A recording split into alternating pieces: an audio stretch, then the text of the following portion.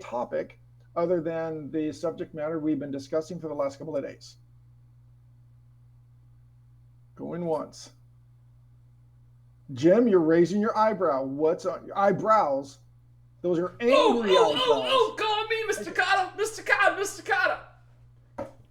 God dang, man. That takes me back when I was watching television with only 12 channels.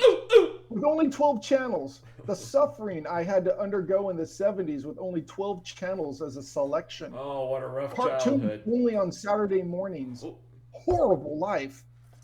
Okay. there we go. What's on your mind, Coach? Yes.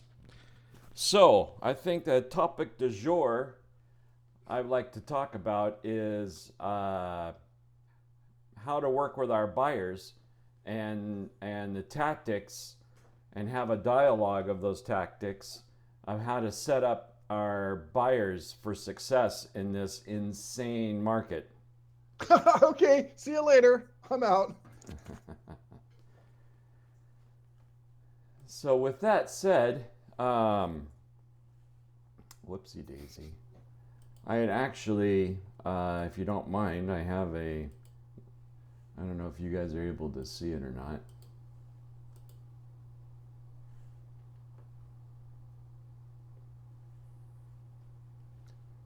Oh, beautiful. Yes, we can see. Does this come up to where you guys can see Yeah. it? Yes. Beautiful.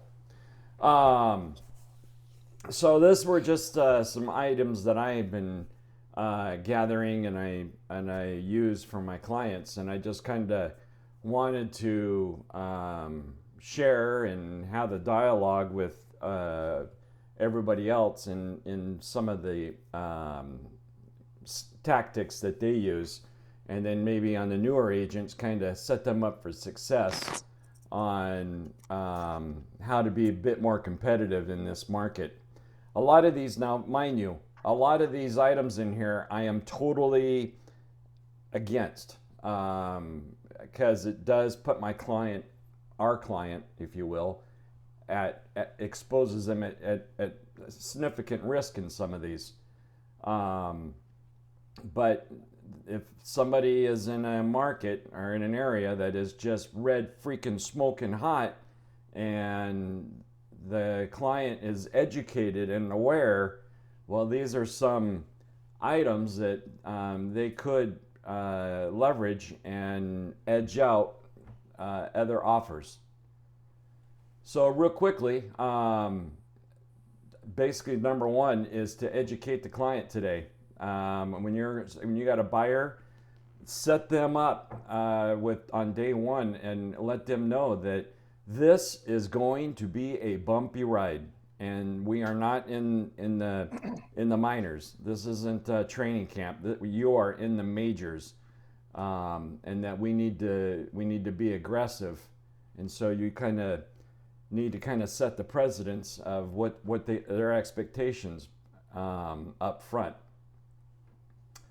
And then kind of share some of these items with them, is that when you go to explain to them, for an example, on the escalation clause, whatever that dollar amount is, I would encourage that you make your increments. I used to do 1,000. I used to always protect my buyer. I'm very. I mean, that's our job, right? Is to protect them like it was our own transaction. So Let me put it out there. All of these things are putting your buyers at risk. Okay, every single one of these is putting your buyers at risk. However, what's the bigger risk? Not doing these things and having them pay more later. Exactly. So the first is, obviously the escalation clause. I would encourage, I've had a lot of clients, I want to do a 500 or 1,000. That isn't going to get you anywhere. I'm not even sure 5,000 is going to get you. You might even have to increase that in some instances. But here's a dialogue real quickly. Jim, as a buyer, we're going into this piece of property and it's at 570,000. What is your highest limit that you feel comfortable? I know you were approved to 750. What's the highest number that you feel comfortable in this property? And I even add, if it went for $1 more, There you go. you wouldn't mind. You would be, So you would this let is- it go. So you establish that this is a line in the sand. Yes. That come back the next day, you're not going to tell me, well, Todd, I would have paid $500 more. I would have paid $1,000 more. Make sure that line in the sand, there's a line in the sand, and everybody's on the same page versus them coming back and say, well, I would have paid, X amount of more. For those that are just calling, Coach Jim has brought up a really valid topic du jour regarding submitting offers in a competitive environment. He's on number 2, almost on the number 3. Hitting on number 3, I used to protect them with, doing my earnest money at 1%. That isn't going to work anymore. You need to send a strong message. And you're looking at a home at $750,000.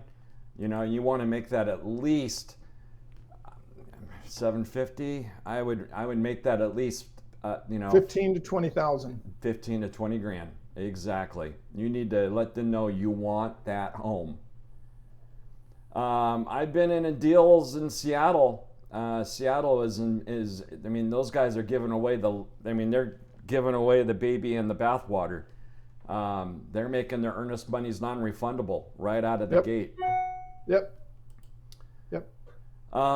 Inspections. So there's a couple of strategies on the inspection. I want to say for the record, I'm against waiving an inspection, especially in a resale. But if you have a listing that just came on the market on a Thursday and they're not looking at offers until Tuesday, get your butt in there and do a pre-inspect. All right. If you don't have a pre-inspect, do a very, very short inspection period. You want to have an inspector in your back pocket. And then the last resort is doing a waive inspection. But Yep. I do want to let you know, I'm not sure, maybe Todd, you're aware of these. There is an inspection called a walkie-talkie with some inspection companies.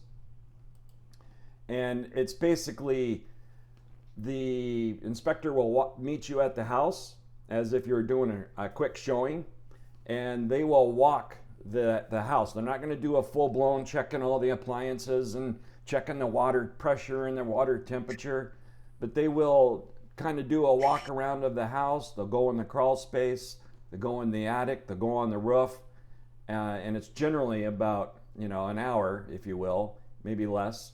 No pictures, no write-up, but they will just do a fly-through with your client and kind of give them the heavy, catastrophic, if there's items of significance to them. Yeah. So that is an option. The Form 22AD, this is another one I'm just adamantly against, but this is what it takes. Meaning that if the appraisal is going to come in low, the home's listed at $750, your client makes an offer of $850, and it's not going to appraise, theoretically. And so the 22AD is basically the buyer is willing to make up a dollar amount difference, whether it be $50,000 or $75,000. Yep. Go ahead. Oh yeah, absolutely. It's necessary in today's market if you're escalating. The other is moving the coconut shells around, right? So maybe your buyer is limited on their funds, and so maybe reducing your earnest money and the down payment, right? And throwing those funds over to the Form 20, your additional funds for a low appraisal. Does that make sense to everybody? Yep. Yeah. And then, and this is the one I just, it kills me. We're in back to this stage, but waiving inspections, waiving a low appraisal, waiving financing. Mm-hmm. Those are other items. Mm-hmm. Here's a very important one as well. A lot of us talk about getting our buyers pre-approved. Does Nancy do underwritten approved? The underwritten approval is a term that is used in the mortgage industry that is a false leader. Because a buyer is never fully underwritten approved until there's a home. And so correct. But so they're never really fully underwritten. What it means is that they have verified their income, they've verified their debt, they've pulled the credit, and they have the necessary funds available, which is nothing more than a really good pre-approval, calling it underwritten approved.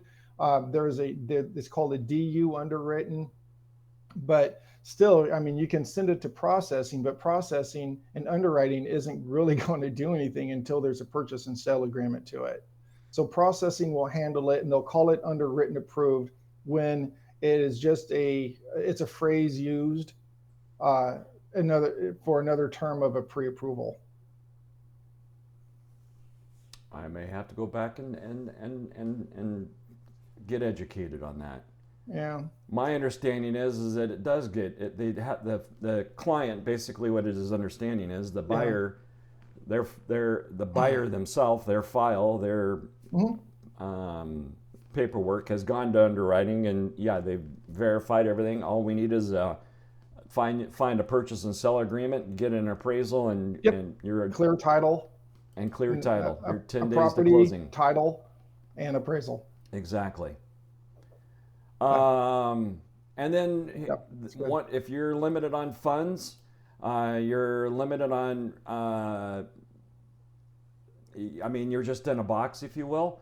I would recommend you go out, property hits Thursday, your client and they're not looking until Tuesday, I would just make my full price offer of whatever my escalation was, and just go all in and submit it with a short expiration, and try and do a Hail Mary, if you will.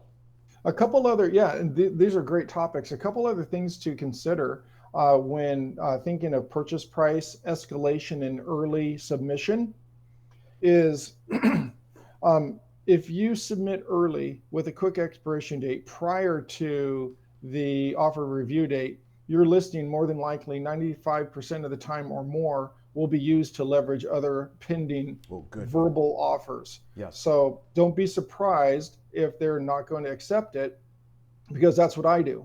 Anytime a broker submits an offer early, I'm going to use it to leverage for my client's benefit, because I represent the seller. I'm going to use it to leverage it. So just keep in mind, if you submit an offer early to mine, it's probably going to be leveraged. Well, not unless I put a quick expiration on there, right? Then it expires. Correct. And then we just let it go. You can't use it. Yeah, I can't use it, but I don't have to tell the other brokers that are submitting that it's expired. You would, because you have to show it. Not if I never have to. If they throw an escalation clause and you use that escalation clause, but I won't use it at that point, because at that point in time, I'm generally in a multiple offer situation anyways, and I can always go back to you, Jim, and say, hey, look, why don't you're in this position, you can rewrite your offer now. So if you do that, just be aware. Another thing about pricing. So if you have a property that you're representing the buyer, and the buyer wants to go in, and it's listed at 570, okay? So, and you have an escalation up to 635, start your initial offer at 590 or 600. Yes. So start $30,000 above asking price to begin with. It's going to help set your offer apart when all the other offers, sure, you may have different offers. And on another thing, with your submission, with your offer on your approval or underwritten approved letter, oftentimes, and I have no idea why real estate brokers do this. I do it. However, they're going to submit their offer with the lending letter that mirrors their price. So if you have an escalation up to 635, oh my gosh, guess what? The pre-approval is up to 635. I want to negotiate from a position of strength. I want to demonstrate to the seller that my buyers are approved up to 750. So this 635 mark is going to be a cakewalk for them. So don't think that the sellers go, oh, want more money. No, it demonstrates to the seller that not only are we approved at 635, we're approved at 750. So there's not going to be any issue. So just a couple tips on presenting the loan letter and your pricing strategy in submission. And if you submit early, like Jim says, that's a good technique. But perhaps, and every situation is sliced differently. You're not going to go to the same pizza place and get the same size pizza. It'll be the same size, but the slices will be different.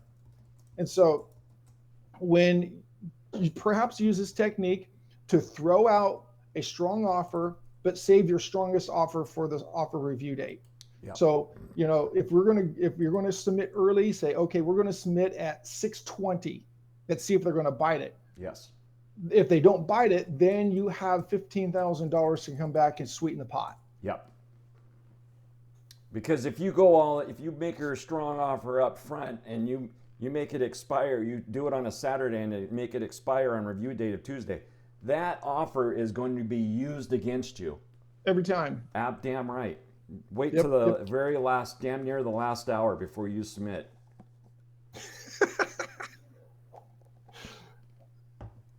No, totally agree. And then the other is, and this is one I can tell you guys because it's not against Northwest MLS, but I'm down here in Arizona. The other thing is to build a rapport with the listing agent. I'm in a multiple offer situation right now, and I don't know what it is about this little lady, but she likes me, and we're 3 offers, and sent me a text saying, hey, you're in second place. So I called her, and she's like, I was like, hey, what can I do to sweeten it up? And she's like, well, I don't want you telling on me and the MLS. I ain't telling nobody. What do you need? And she kind of gave me, I need to increase my purchase price a bit, and will put me back in the first place and squeeze a win out. So it does matter having that rapport.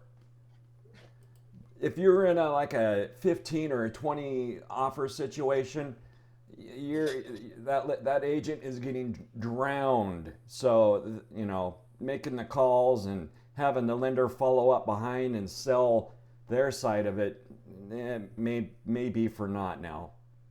Jim brings up a really, really very super important, awesome, let them know that you're a professional, but also as you're building that rapport, appreciate them, don't try to be too sappy because, they can smell bullshit just like we can. But most importantly, the building of the rapport is also a discovery period to identify the positions. Yes. It's all works. There's 4 positions in this negotiation. There's 4 positions. And in positional negotiation, having a full-throated understanding, eyes wide open approach to negotiation will help you. And it'll also demonstrate that you care not only for your position, but the position of the seller and the listing broker and your position and your buyer's position. There's 4 positions.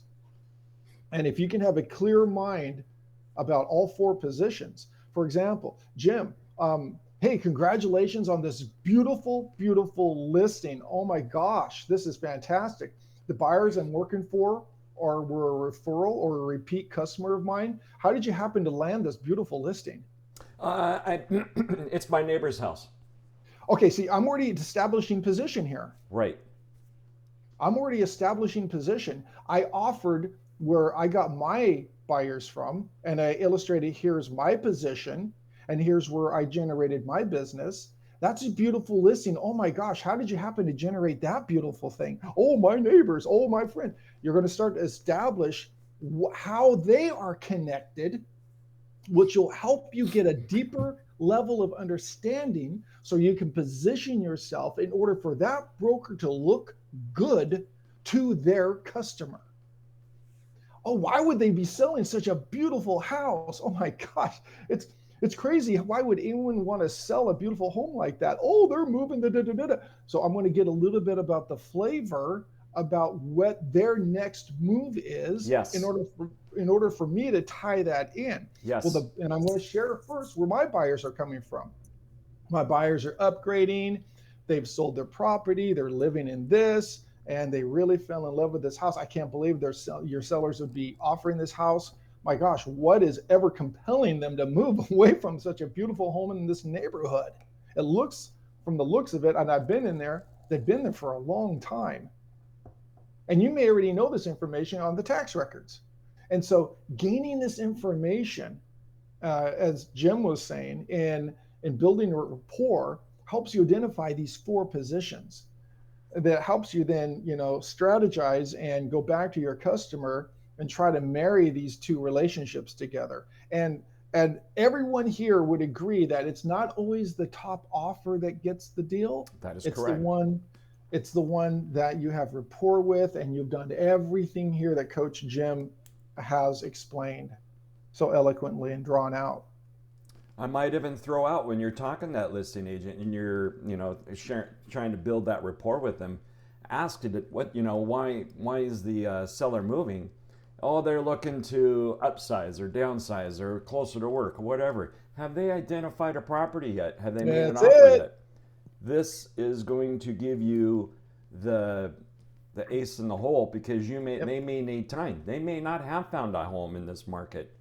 And so if you can give them a delayed possession, and give a free rent back of a month or 2 to where they can breathe a little bit and find their home after closing. Oh, baby. Well, and one more thing is to be available on offer review date. I've talked to agents before where they're like, we called this other agent, we couldn't get the information we needed. May not have been even the best offer, right? But it's like, this other agent isn't going to do their job. If I can't even talk to him about this offer, I don't want to accept this offer, right? So be available to talk to them. Make sure you take that call. Absolutely. We wish all agents were as nice and communicative as we are, but there are real estate brokers that will not budge, that will be tight-lipped, and that's the negotiation style. So as frustrating as it may be not to get a call back or get a return email or a friendly return text, even though you haven't really asked much of them except for an acknowledgement, some brokers are like that. So good question. So my understanding is that from a listing agent perspective, if I have discussed with my client, hey, is it okay if I share offer as offers come in and we get multiple offers? Are you okay with me sharing with these other agents what's coming in and kind of giving them heads up of how to write their offer? Are you okay with that? My understanding is that as a listing agent, they can disclose. I mean, not down to the gnat's ass, but they can disclose every part of it. Oh, they can, down to, oh yeah, Todd just sent me in one for 50 over. Yeah, with 5% down conventional financing. Is yours going to be better? Oh, beautiful. Okay, that's totally legal. So this is how I practice. I let my sellers know. If we get an offer early, we can accept it. And what we're going to do is we're going to read the tea leaves.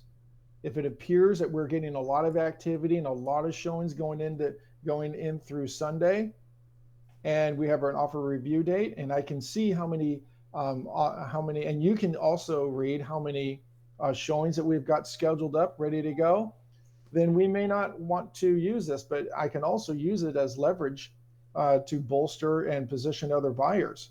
And so agents will call and say, hey, how's the activity? Do you have any written offers? Yes, I have a written offer. And right now I have one written offer. I expect more to come in. And currently, in order to be competitive, you're going to need to be in the 620 to 630 range. No inspection, good earnest money. Conventional financing is what we're looking at right now. And I don't want to waste your time. I don't want to waste your buyer's time. If you can't fall within that window, if that's too high of a measure, then I want to wish you the very best, but I don't want to waste your time. I tell my sellers I'd rather have 3 or 4 offers to look at than 29 offers to review, because there's only going to be 1 or few. So I'm going to try to weed out the competition. And that's what I do. I weed them out. Rochelle's heard me do this time and time again. I'll let brokers know for your behalf, Maureen, for your buyer's behalf, if you can't get into this weight class, as a flyweight, don't get in with the heavyweight because you'll get crushed. No, I'm not imposing upon you fiduciary responsibilities, nor would I ever suggest you do something outside of the boundary. If you feel compelled and your clients insist on submitting an offer, please go ahead and do so. I'm just letting you know from broker to broker that you're going to need to be within this range or with around these terms in order to be competitive. Well, and you actually did that before I came over to Orca. You guys had a listing. Same thing. My clients could only go to a certain amount. You went, you know what? This is where we are. And I appreciated it. It didn't waste everybody's time. My clients weren't sitting there waiting to see what was going to happen. We knew. Yeah. So that's how I do my weeding. I try to weed it out. Now, the other risk is I also bluffed. I also bluff other brokers too. Oh yeah. They can see that we didn't have any showings on the weekend. There's no showings. And he's like, are we the only offer? I'm like, I don't know. It was. He submitted early. I go, I don't know. We had an open house. And as you know, you're going to get tons of people through the open house. Tons of people is a relative term, okay? Tons of people is a relative term. We had a lot of people come through the property. A lot of buyers showed a lot of interest in the property, and they're not using the lock boxes. Real estate brokers always send their buyers out to open houses, which is why you're not seeing a lot of showings, because they all showed up in my open house. I sat there and toured the house for other brokers. Lucky me. Well, here it is for you. You have your offer, and yeah, we are expecting other offers to come through. I didn't get any other offers. He was the only one, but he didn't know that. It's all perception. Oh, I was sweating bullets. So yeah, as a buyer's agent, you're at a distinct disadvantage in this market. What's that? As a buyer's agent, you are at a distinct disadvantage. Yes. And I hate saying it, but I mean, your financing program matters. I mean, if you're state bond, if you're USDA, FHA, VA, it's tough. Yeah. I will also have you know, as a professional standard practice, if you are representing the seller and you are here at this firm, please make a phone call to the other buyer's agents that did not get the listing. Make the phone call.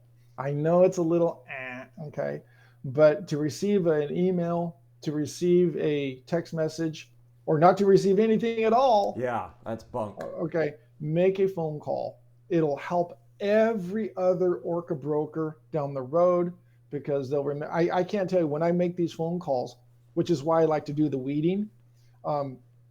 When I make these phone calls, they're like, "Oh, Todd, thanks so much for calling." I go, "Here's why your offer wasn't accepted," and I'll tell them, because I know that buyer. I've been on the other end. My buyer's like, "Why did my offer go?" I don't know. I don't know. But then they think there's something wrong with me. Right. No, I really appreciate and respect an agent that shares a phone call. Yeah, a phone call. Okay.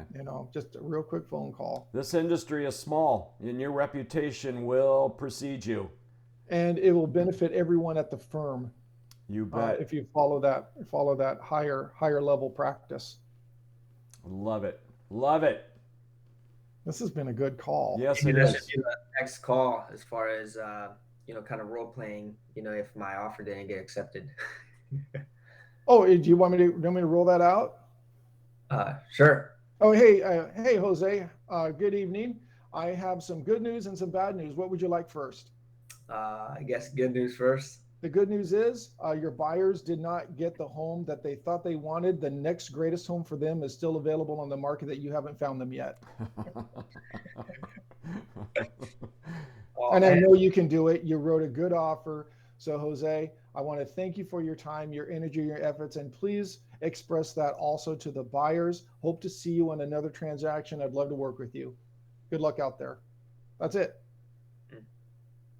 You didn't share why he lost though. Oh, okay. Good luck out there. And then he'll say, well, what, then ask me the difference. Then I'll tell you the differences. I thought my offer was pretty strong. I mean, we did put quite a bit for earnest money. Yes. Financing 20% down. What was it that didn't get accepted? Real estate is a game of inches. Okay. Real estate is a game of inches. You came very close with price. The earnest money was a little lower than the other one.